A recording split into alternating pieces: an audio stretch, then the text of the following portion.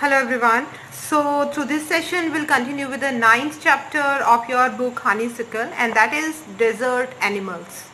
So this is the second last chapter of your book, but yes, our revision is still left, so we'll continue from the very first chapter also whenever once we'll complete the syllabus. So here in this session we'll continue with the desert animals. So desert, what is a desert, you all know, and you also know that who are actually deserts animals, which kinds of animal you can find there in desert. So this chapter is all about this only. First of all, in a very first paragraph you will get the introduction of desert, what kind of actually things you can see there in deserts, which animals you can find there, why it's a driest place but still beautiful. So these all things you will find in this chapter. There will be some new words that you will have to write in your notebook also. So I'm starting with the very first paragraph here. Deserts are the driest place on earth and sometimes go for months or even years without rain. So you know that in whole year we used to wait for rains also. Those who belongs to the agriculture field, so definitely they wait for the rains, and so every season is somehow important for us. And deserts are the places, the driest places there, that for even months and for years they are not able to see the rain. So definitely it affects the living of the creatures, those who are living there, a lot. So here you will find the same. But even the desert animals cannot survive without water or for long period in the scorching sun. Scorching sun means in a very hot sun. So he is saying that even many of the animals, desert animals are there, those who are not finding water there in the desert, but still they are somewhere bound to survive there in that scorching sun, in that hot sun, in that hot climate. Further, so they had to find different ways of coping with the harsh conditions. So definitely, because they had to survive there only in the deserts, so they find this way or that way, different ways to survive there in such hot conditions. So how they survive, how they cope up with such conditions, that you will see here. For example, gerbils spend the hottest part of the day in cool underground burrows, and strange insects called darkling beetles are experts at catching drops of moisture on their legs. So who are gerbils actually? These are the desert mice you can see. So desert mouse, gerbil. So how they spend the hottest part of the day? They used to go underground into their burrows, and they just, because that used to be comparatively colder than the outside condition, so they used to survive there in that underground burrows. Further, they are talking about some strange insects which you can find there in the deserted places, and these are called darkling beetles. The name of those insects are darkling beetles. So they are actually expert in catching the dew drops and drops of water from anywhere. They used to catch the drops through their legs only, and then they drink those drops. So likewise they survive in such conditions. Once they catch the drops through their legs, and then later on what they used to do, they lifting them into the air until the drops trickle down into their mouth. So see how actually talented they are. They used to lift the drop up and then they open the mouth and the drops just went into their mouth like that, and like that they survive there. So it's really hard to survive in such conditions. You have to do that physical, and you have to do that sharpness also. So see further, not all deserts are endless seas of rolling sand dunes. So he is saying that we have an image of deserted places. Everywhere there will be large stretch of sand dunes only. Those we consider as desert. But yes, they are saying here that all deserts are not the same. All deserts are not the endless stretch of sand dunes only. Some are different. How? Some are rocky or pebbly and dotted with small bushes, while others are sprinkled with colorful flowers during the spring. So he is saying that somewhere you will find the desert in the form of rocky and pebbly land, and somewhere you will find the bushes kind of vegetation also, and somewhere definitely you will find the colorful vegetation also in the deserts. Then he is saying that there are more than 2300 different kinds of snakes around the world. So snakes are also the part of the desert. So he is saying that there are more than 2300 different kinds of snakes in the world. 2300 species of snakes you can find in the world, ranging from just 15 centimeters long to more than 11 meters. And most snakes are quite harmless, but there are a few that are so poisonous. They can kill a human being with just one bite. So he is saying that out of these 2300 species of snakes, most of the snakes are just not actually poisonous. But he is saying but few of the snakes used to be that power of poison that they can just kill the human being into one bite only. So these are the different kind of species of snakes they are talking about. Further he is saying most snakes lay eggs, but there are many which give birth to their young. And they are saying that yes, snakes do lay eggs, but yes, few of the snake species are there, those who used to give the birth to the baby like humans only. Okay.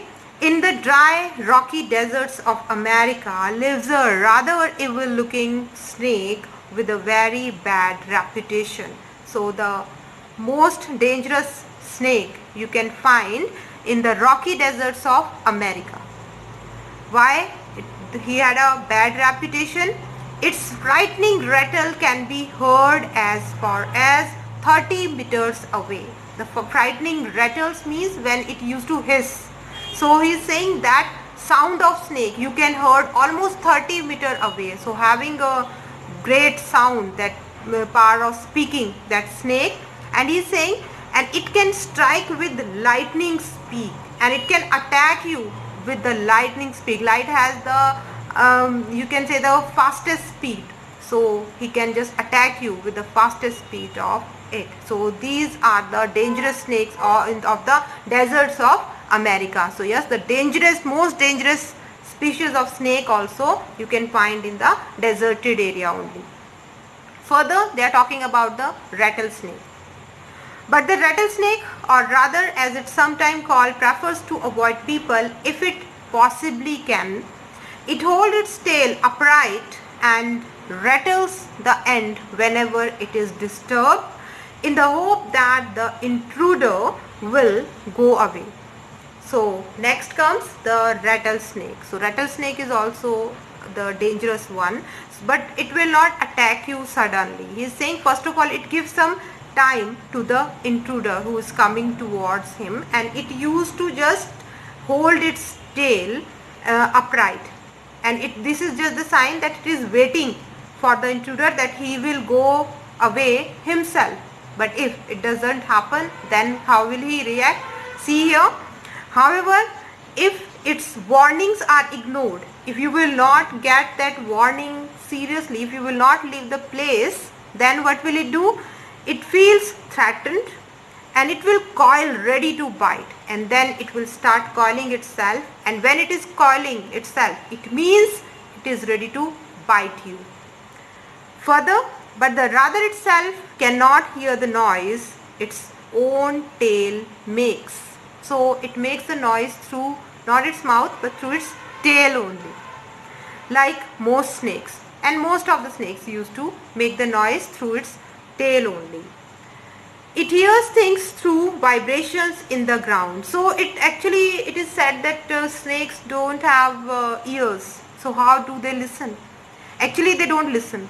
they used to feel the vibrations through the ground, as they used to just crawl onto the ground only, and through the ground only they are able to feel the vibrations of coming someone, of going someone. So yes, through those vibrations they are very good at that. They came to know about that who is coming towards them, and like that only through those vibrations they just are able to judge is there any danger to them or not. So further they are saying that if a person walks nearby, the snake can feel the movement only, but if the same person were to shout, it would not hear a thing. So what is important? If you are moving somewhere nearby the snake, so they can actually feel your movements through the vibration. Although if you are speaking something in front of the snake, so he is not able to hear. So how it judges the coming of something or someone? Through the vibrations only. So movements are more important for the snakes. Then later they are saying that rattlesnakes are very common and widespread animals. So they are in actually much number, rattlesnakes. They are widely spread in the whole world, and they are saying that these are the very common species of the snakes. And then further he is saying that living right across the American continent from Canada to Argentina. So from America to Canada to Argentina, you can find this species, that rattlesnake, everywhere all over the world.